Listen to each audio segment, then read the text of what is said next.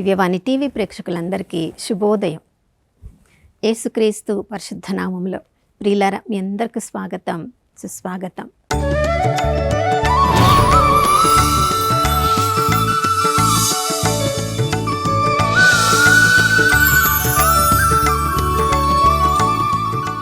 గడిచిన కాలమంతా కంటికి రెప్పలా కాచుకున్న ఆ దేవాతి దేవునికి పూర్ణ హృదయంతో, పూర్ణాత్మతో, పూర్ణ మనస్సుతో వందనాలు తెలియచేద్దాం. నమ్మదగిన దేవుడు, విశ్వసనీయుడు ఈ ఉదయకాలంలో కూడా మనల్ని నూతన కృపతో నింపి ఉన్నారు.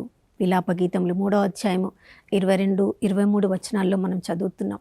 ప్రియులారా, ప్రతిరోజు నూతనంగా ప్రభు ప్రేమను మనందరిపై కుమ్మరిస్తున్నారు. మరి మనము ఎంత ఎక్కువగా ఆ ప్రభు ప్రేమలో మనల్ని మనము వాక్యం ద్వారా స్థిరపరచుకుంటున్నాం. ఆ ప్రభు యొక్క అభిషేకం కొరకు మన హృదయము ఎంతగా ఉర్రూతలుగుతూ తాపత్రయపడుతూ ఉంది. ఈ లోకంలో మన సొంత శక్తి ద్వారా ఎంతెంత సైన్యాన్ని కలిగి ఉన్నా ఈ లోకంలో ఏమి కూడా మనం సాధించలేం, మనల్ని మనమే జయించుకోలేమని సత్యం మనందరికీ తెలుసు. దేవుని ఆత్మ ద్వారా మాత్రమే ఈ లోకంలో మనం ఏదైనా చెయ్యగలమని సత్యము తెలిసిన మనము ఆ ప్రభు యొక్క ఆత్మలో మరింత స్థిరపడడానికి, ఆత్మలో మరింతగా దృఢమైన విధంగా మనల్ని మనం సిద్ధపరచుకోవడానికి ప్రతిరోజు ఉదయము ఎంతగా మనల్ని మనము సిద్ధపరచుకుంటున్నామేమో చూడండి. బైబిల్ గ్రంథంలో పరిశుద్ధాత్మతో నింపబడిన వాళ్ళు, పరిశుద్ధాత్మతో నడిపింపబడిన వారు, వారి జీవితంలో ఎంతెంతో గొప్ప కార్యాలు ఆ ప్రభు ఆత్మ ద్వారానే వాళ్ళు చేయగలిగింది మనం చదివినప్పుడు మన హృదయాలు కూడా ఆ ఆత్మ అభిషేకం కొరకు ఎంతగానో ఆశపడాలి కదా. చూడండి, మనము న్యాయాధిపతుల గ్రంథం 14వ అధ్యాయంలో మనం చూస్తున్నాం.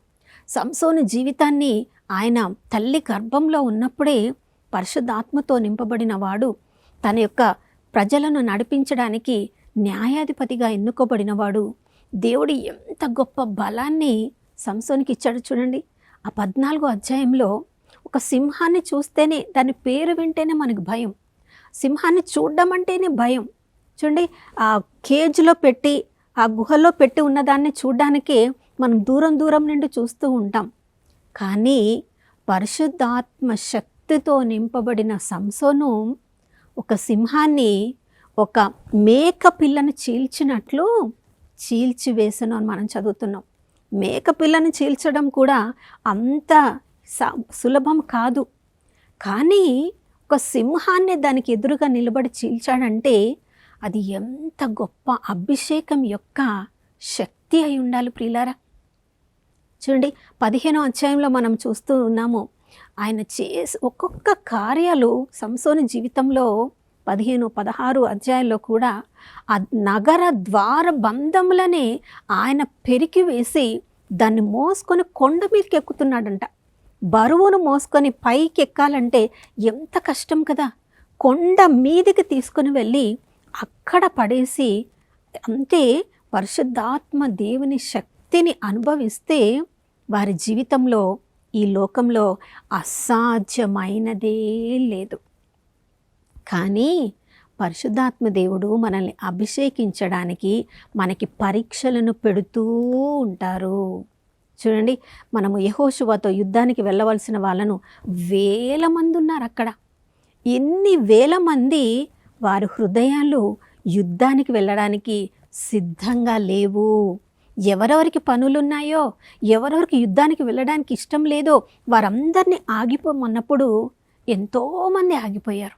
ప్రియులారా, ఇంకా 10,000 మంది ఉన్నప్పుడు ఇంతమంది కూడా ఈ యుద్ధానికి వద్దు, ఈ యుద్ధము మీ శక్తి వలన కాదు జయించేది, దేవుని శక్తి వలన, మిమ్మల్ని నడిపించే నా శక్తి వలన అని చెప్పి వాళ్ళని నీటి దగ్గరికి తీసుకొని వెళ్ళినప్పుడు, నీరు త్రాగమన్నప్పుడు కేవలం 300 మంది మాత్రమే, చూడండి, కుక్కలు ఎలా నీళ్లను గతుకుతాయో అలా యుద్ధానికి సిద్ధంగా ఉన్నట్లు కనీసం మోకరించకుండా వాళ్ళు నీళ్లు తాగినప్పుడు దేవుడు పెట్టిన పరీక్షలో వాళ్ళు గెలిచారు ప్రియులారా. ప్రతి క్షణము దేవుడు తన శక్తితో, తన ఆత్మతో మనల్ని అభిషేకించడానికి ప్రతిరోజు మనకి పరీక్షలు పెడుతూ ఉంటారు. ఆ పరీక్షల్లో గెలిచిన వారికి మాత్రమే ఆత్మ అభిషేకము అభివృద్ధి చెందుతూ ఉంటుంది. ఆ ఆత్మ అభిషేకాన్ని పొందిన వారి జీవితాలు మాత్రము ఈ లోకంలో చాలా ప్రత్యేకంగా ఉన్నతంగా ఉంటాయి. చూడండి, ఈ లోకంలో మోషేతో ప్రభు చెప్పాడు, గుడారాలను నిర్మించమన్నప్పుడు, దేవాలయమును నిర్మించమన్నప్పుడు, బంగారంతో, వెండితో, కొయ్యతో రకరకాల పనులను చేయమన్నప్పుడు ఆ నేర్పరితనము కూడా పరిశుద్ధాత్మ దేవుని శక్తి ద్వారా మాత్రమే బెసలేలుకు, అహోబులకు సాధ్యమైందని మనం చదువుతున్నాం.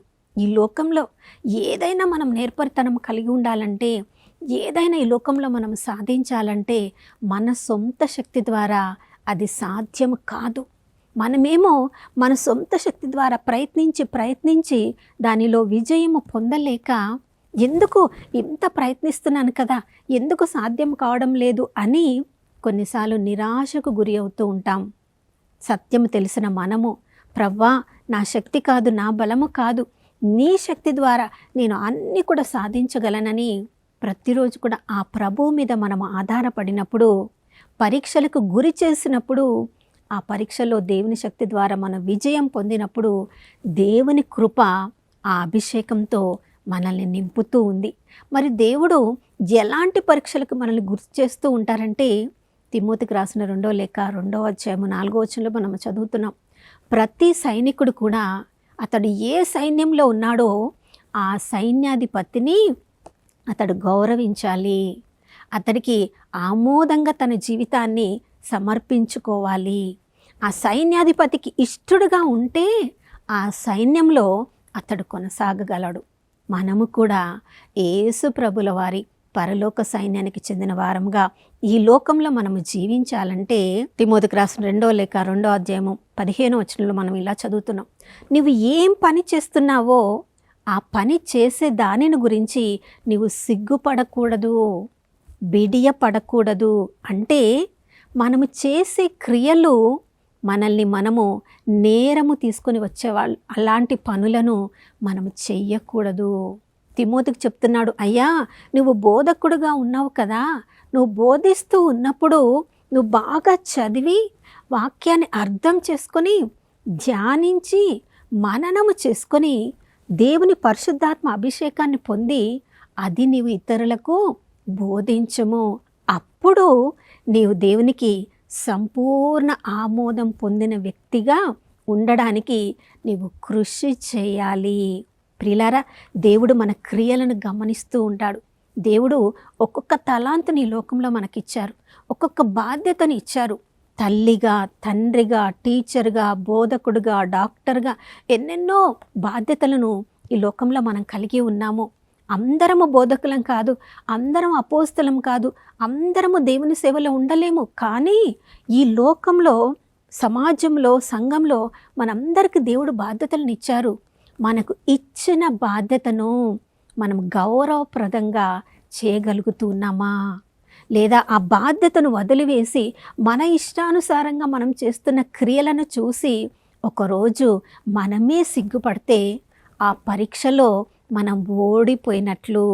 అప్పుడు మన జీవితము దేవునికి ప్రీతికరంగా, ఆమోదంగా లేనట్లయితే ఎలా దేవుడు తన అభిషేకాన్ని మన మీద కుమ్మరిస్తారు, ఎలా దేవుడు గొప్ప కార్యాలను మన జీవితం ద్వారా చేస్తారు. కాబట్టి ప్రతిరోజు కూడా ఉదయమే లేచినప్పుడు మనం ఈరోజు ఏ ఏ కార్యాలను చేయబోతున్నామో ఆ కార్యాలు దేవుని చిత్తమైనవా, దేవునికి మహిమకరంగా ఉండేవా, దేవుని ఆమోదం పొందేవిగా ఉండేవా, ప్రభుని అనుసరించాలి, ప్రభుని అడగాలి. అపోస్తుల కార్యంలో మనం చదువుతున్నాం చూడండి, పౌలును బర్నబాలు వాళ్ళు దేవుని సేవ చేయడానికి పోవాలనుకున్నప్పుడు వాళ్ళు ప్రార్థనలో కూర్చున్నారు. ఏ ప్రాంతానికి వెళ్ళి దేవుని సత్య సందేశాన్ని వాళ్ళు బోధించాలో వాళ్ళు ఇష్టం వచ్చినట్లుగా వాళ్ళ ఆలోచన ప్రకారం వెళ్ళి ఉండొచ్చు కదా ప్రియులారా. కానీ వాళ్ళ సొంత ఆలోచన ప్రకారం కాకుండా తాము ఎక్కడెక్కడికి వెళ్ళాలని ఆశపడుతున్నారో అక్కడెక్కడికి వెళ్ళకుండా ప్రతి ప్రయాణానికి ముందు వాళ్ళు ప్రార్థనలో గడుపుతున్నారు. కాబట్టి ఏ ప్రాంతానికి వాళ్ళు వెళ్ళకూడదో పరిశుద్ధాత్మ దేవుడే ఆపివేస్తున్నాడు.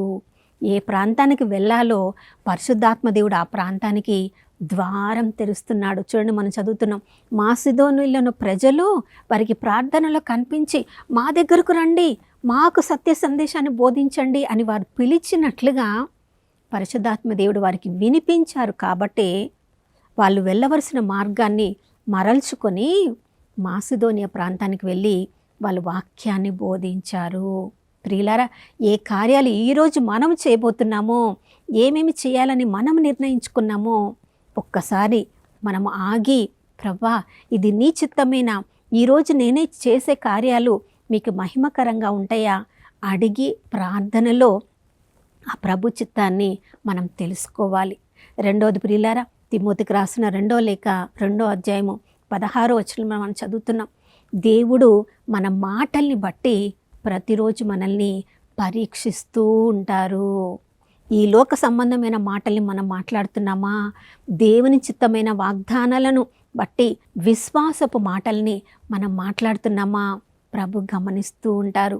అందుకని కొరింథీయులకు రాసిన మొదటి లేఖ 13వ అధ్యాయము 4-5 వచనాల్లో మనం చదువుతున్నాం, స్వార్థపూరితమైన మాటల్ని మనం మాట్లాడకూడదు, అపవిత్రమైన మాటల్ని మనం మాట్లాడకూడదు, ఇతరులకు బాధ పెట్టే మాటల్ని మనం మాట్లాడకూడదు. ప్రియులారా, మన ప్రతి మాట కూడా దేవుని వాగ్దానాలను పలికినప్పుడు అది మన జీవితాలకి మనకి ఆశీర్వాదకరంగా ఉంటుంది. మనకు చూసే వాళ్ళందరికీ వేరే వాళ్ళ జీవితంలో కూడా ఆశీర్వాదకరంగా ఉంటుంది. మన మాటల్ని బట్టి, మన క్రియల్ని బట్టి దేవుడు ప్రతిరోజు మనల్ని పరీక్షించి తద్వారా ఆయనకు ప్రీతికరంగా మన మాటలు, క్రియలు ఉంటే మన ఆత్మీయ జీవితాన్ని ఆ ప్రభు దృఢపరుస్తూ ఉంటారు. అప్పుడు మన జీవితం ఎంతో సంతోషంతో నింపబడి ఉంటుంది. అలా జీవించాలని తెస్సలోనిక ప్రజలకు రాసిన మొదటి లేఖ 5వ అధ్యాయంలో మనం చదువుతున్నాం, సదా ప్రార్థించండి, సర్వ అవస్థల యందు ఆ ప్రభువునికి మీరు కృతజ్ఞులుగా ఉండండి, అన్ని సమయాల్లో మీరు సంతోషంగా ఉండండి. మీరు ఈ లోకానికి చెందిన మాటలతో, ఈ లోకానికి చెందిన స్నేహాలతో కాదు, కానీ ప్రతి క్షణము మిమ్మల్ని మీరు ఆ ప్రభువునకు సమర్పించుకొని ప్రభు చిత్తానికి మిమ్మల్ని మీరు లోపరుచుకుంటే, ప్రభు మాటలే మాట్లాడాలి, ప్రభు చెప్పిన క్రియలనే చేయాలని ఆ ప్రభువునకు ప్రతిరోజు ఒక బలిగా మనల్ని మనము సమర్పించుకుంటే, మనకు తెలియకుండానే మన యొక్క శారీరక జీవితము ఎంతగా తగ్గిపోతూ ఉంటుందో, ఎంతగా మనల్ని మనం త్యజించుకుంటామో, ఎంతగా మనల్ని మనమే ప్రభువునకు ఒక బలిగా అర్పించుకుంటామో, ఈ దేహాన్ని మనము వద్దు కాదు అని చెప్తామో, మనకి తెలియకుండానే ఆత్మలో అంత బలంగా, దృఢంగా ప్రభు మనల్ని సిద్ధపరుస్తూ ఉంటారు. కాబట్టి ప్రతిరోజు ఆత్మలో నేను బలంగా తయారు కావాలంటే మన క్రియలను మనం చూసుకోవాలి, మన మాటల్ని మనం చూసుకోవాలి. దేవునికి ఇష్టమైన జీవితాన్ని నేను జీవిస్తున్నానా అని పునీతుల జీవితాలను ఎంతోమందిని మనం చదివినప్పుడు ప్రియులారా, వాళ్ళు ఎంతోమంది ఒంటరిగా జీవించారు, ఎడారుల్లో జీవించారు, అరణ్యాలలో జీవించారు, మనుషులు ఎక్కువ లేని ప్రాంతాలలో జీవించారు. ఎందుకంటే ఎక్కువగా మనం మాట్లాడినప్పుడు మనకు తెలియకుండానే ఎన్నెన్నో అపవిత్ర పదాలను మనం పలుకుతూ ఉంటాం. ఎంత తక్కువగా మాట్లాడితే, ఆచితూచి మాట్లాడినప్పుడు అప్పుడు మాత్రమే దేవునికి ప్రియమైన మాటల్ని, అందరికీ ఉపయోగపడే మాటల్ని మనం పలకగలము. కాబట్టి ఈరోజు మనం ఎక్కువ ఆత్మలో మనం బలిష్టంగా ఉండాలంటే, ఆత్మలో దృఢపడాలంటే, మరింత అభిషేకంలో మనము ఈరోజు మనల్ని మనం చూసుకోవాలంటే, ప్రతిరోజు మనల్ని పరీక్షకు గుర్తు చేస్తున్న ప్రతి పరీక్షలో గెలుపో విధంగా ఆ ప్రభు మన కృపను అనుగ్రహించమని ప్రార్థించుకుందాం. నాతో కలిసి ప్రార్థించండి. పరిశుద్ధమైన దేవానికి స్తోత్రములు తండ్రి. ఈ లోకంలో మా సొంత శక్తి ద్వారా, మా బలము ద్వారా ఏమి కూడా సాధించలేం ప్రభా. నాయనా, పాపంలో పడకుండా ఉండాలంటే, పునీతులంగా మేము జీవించాలంటే, మీకు ప్రీతికరమైన జీవితాలను ఈ లోకంలో మేము నాయన మీకు సాక్ష్యంగా మేము జీవించాలంటే, ఆత్మలో మేము బలంగా ఉండడం ద్వారా మాత్రమే అది సాధ్యమవుతుంది ప్రభా. 3 యోహాను 2వ వచనంలో, ఆత్మలో మీరు అభివృద్ధి చెందుతున్న కొద్దీ మీరు శరీరంలో కూడా అభివృద్ధి చెందుతారన్నావు తండ్రి, మీకు స్తోత్రం. కానీ మేము మొదట మా శారీరక ఈలోక జీవితాలను చూసుకొని మిగిలిన సమయము ఉంటే అప్పుడు మా ఆత్మీయ జీవితాల కొరకు వెచ్చిస్తున్నాం ప్రభువా.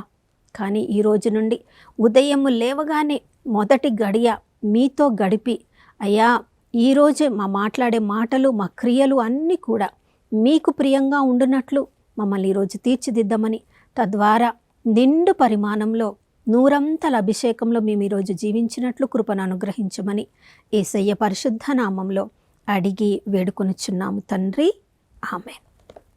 అను ప్రియులారా, 19 కీర్తన 14 వచనంలో కీర్తనకారుడు అన్నాడు, ప్రవ్వా నా నోటి మాటలన్నీ నా హృదయ ధ్యానమంతయు నీకు ప్రీతికరంగా ఉండునుగాక అన్నాడు. ఆ వాగ్దానం ఈరోజు మనందరి జీవితంలో నెరవేరునుగాక. మరొక నూతన శుభోదయంలో మనం అందరం కలుసుకునే వరకు దివ్యవాణి టీవీని వీక్షిస్తూ ఉందాం. ఇమ్మానుయేలు, దేవుడు మనతో ఉన్నారు.